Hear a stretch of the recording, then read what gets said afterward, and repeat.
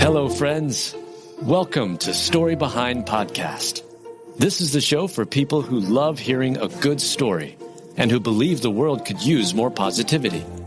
We're the team behind GodUpdates and GodTube, and we hope these weekly short stories will brighten your day.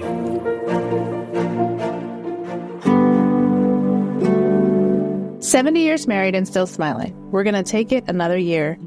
Written by Michaela Gordoni, read by Julie Provost. Edward and Janet Quinn have been married for 70 years this year. Now that's a number you don't see every day. With a hug every morning and every night, they're ready to keep going for another year or a few. "He invited me to the fair, and that was our first date. Yes, the Minnesota State Fair," Janet said. "I thought he was really good looking. And I thought my sister would like to go out with him. And I thought she was really cute," Edward said. "She came into my office with her red belt and shoes, and I thought, holy cow, is that a cute girl?" They wed on August 20th, 1955, and been married for 25,568 days as of the 20th.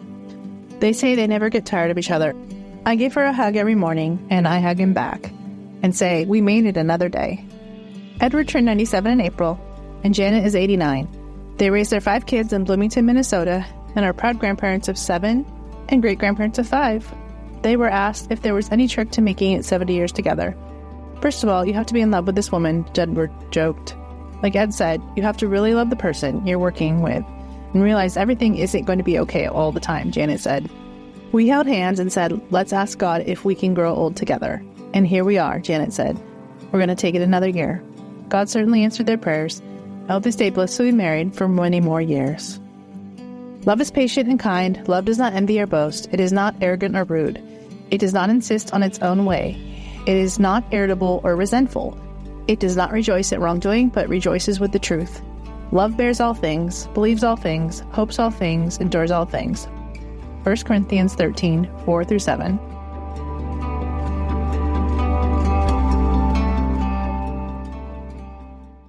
At Thrivent, planning your finances is bigger than money. It's a way to support the people, causes, and community you love. Because helping you put your faith into action is at the heart of what we do. Thrivent, where money means more. Connect with us at Thrivent.com. You know, the Bible tells us, "I will bless those who bless you." That's not just a nice sentiment, it's biblical prophecy. And it's a commandment from God, it's a calling, and right now we're called to act. The teachings of the New Testament are deeply intertwined with the Hebrew Scriptures. As Christians, we are called to honor and respect this shared heritage. The Apostle Paul reminds us in Romans 11:18, "Do not consider yourself to be superior to those other branches. If you do, consider this. You did not support the root, but the root supports you." Supporting the people of Israel is more than a belief. It's a biblical mandate. By partnering with the International Fellowship of Christians and Jews, IFCJ, we can live out this calling together. Just as the fellowship blesses God's children, we know that you will be blessed too. Learn more about the fellowship and how you can live out your faith, bless Israel, and be blessed in return. Visit ifcj.org today. Again, that's ifcj.org. Be the blessing, live the word, answer the call.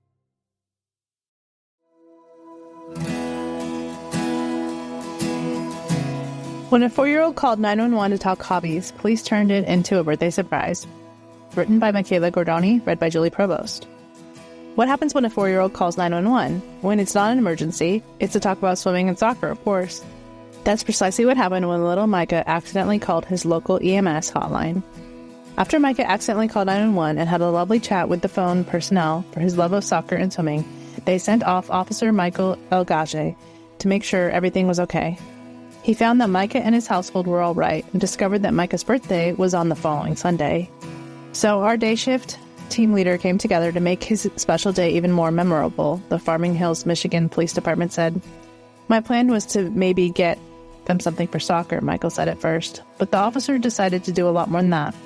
While accidental 911 calls do happen, we always want kids to feel safe and comfortable reaching out to us, Police Department said. Turning a small mistake into a moment of connection is what community policing is all about. Great job, day shift. He showed up later with a whole crew of officers, a new soccer net, an honorary officer badge, a plastic police hat, and the chance to play soccer together. Micah and his brother Mitch also got to look inside their patrol cars. The police department shared photos of the brothers smiling big. with 9 police officers and Micah's new gifts. I just did it for the kids, honestly, the officer said. I just see my son there. So being a dad, I think every day I can understand that that's what it's about for me. What a great way to turn a 911 call into a special occasion. I perceive that there is nothing better for them than to be joyful and to do good as long as they live. Ecclesiastes 3:12.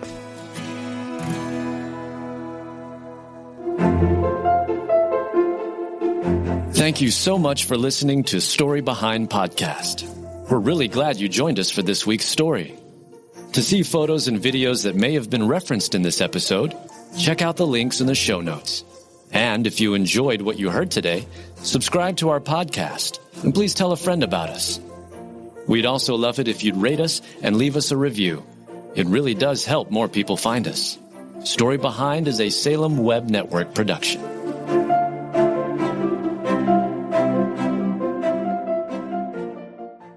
Feeling stressed? Let's take better care of you. I'm Bonnie Gray, the host of Breathe, the Stress Less podcast. Subscribe at lifeaudio.com.